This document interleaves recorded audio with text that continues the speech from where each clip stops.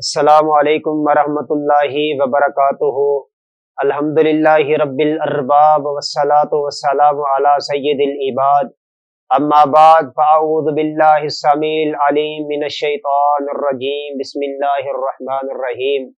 لقد کان لکم فی رسول اللہ اسوۃ حسنہ۔ سامعین کرام، ماہ شعبان اسلامی مہینوں میں 8واں مہینہ ہے۔ لوگ اس مہینے میں شاید یہ سوچ کر عبادت کرنے سے غافل رہتے ہیں کہ اس کے بعد ماہ رمضان آنے والا ہے، کہ ساری نیکیاں ماہ رمضان میں کریں گے۔ حالانکہ نبی معظم صلی اللہ علیہ وسلم اس ماہ میں بہت زیادہ روزے رکھا کرتے تھے، اور آج کی نشست بھی اسی موضوع پر ہوگی کہ ماہ شعبان میں روزوں کی فضیلت کیا ہے۔ ماہ شعبان روزوں کی وجہ سے فضیلت و امتیاز والا مہینہ ہے۔ صحیح احادیث میں متعدد احادیث موجود ہیں کہ نبی کریم صلی اللہ علیہ وسلم اس ماہ میں روزوں کی کثرت سے گزارا کرتے تھے۔ نبی معظم صلی اللہ علیہ وسلم اس ماہ میں بہت زیادہ روزے رکھا کرتے تھے، جیسا کہ سیدہ عائشہ رضی اللہ تعالی عنہا بیان کرتی ہیں کہ لم یکن النبی صلی اللہ علیہ وسلم یصوم شہرا اکثر من شعبان فانہ کان یصوم شعبان کلہ، کہ نبی کریم صلی اللہ علیہ وسلم ماہ شعبان کے علاوہ کسی مہینے میں اتنے زیادہ روزے نہیں رکھا کرتے تھے۔ نبی کریم صلی اللہ علیہ وسلم سارا شعبان ہی روزے رکھا کرتے تھے۔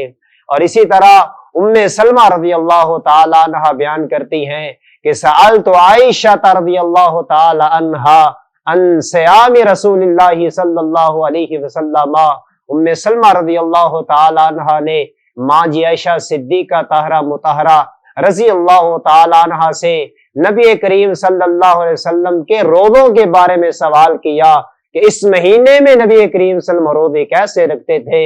ماں جی عائشہ صدیقہ طاہرہ مطہرہ رضی اللہ تعالی عنہا نے بیان فرمایا کہ کانا یصوم حتی نقول قد صاما، نبی کریم صلی اللہ علیہ وسلم اتنے روزے رکھتے، جب روزے رکھتے تو ہم کہتی کہ آپ روزہ ہی رکھیں گے۔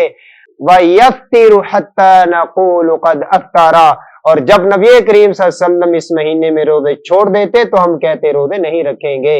نبی کریم صلی اللہ علیہ وسلم ماہ شعبان کے علاوہ کسی مہینے میں اتنے زیادہ روزے نہیں رکھتے تھے۔ نبی کریم صلی اللہ علیہ وسلم سارا شعبان ہی روزے رکھا کرتے تھے، یا اس کے اکثر ایام نبی کریم صلی اللہ علیہ وسلم کے روزوں میں گزرتے تھے۔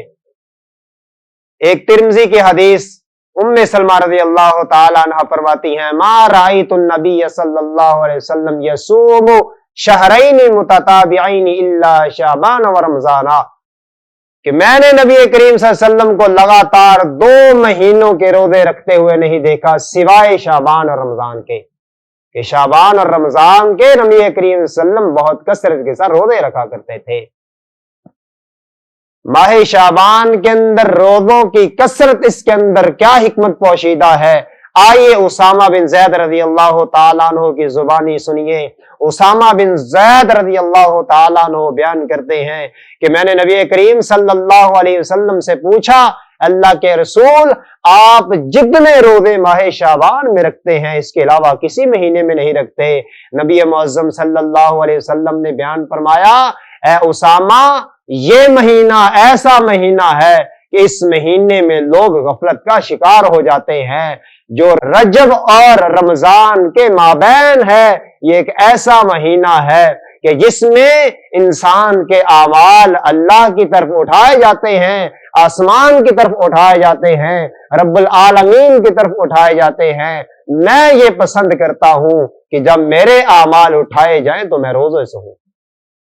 تو سامعین کرام، ماہ شعبان کی روزوں کے حوالے سے بہت زیادہ فضیلت ہے، اس لیے ماہ شعبان اپنی منزل کی طرف رواں ہے۔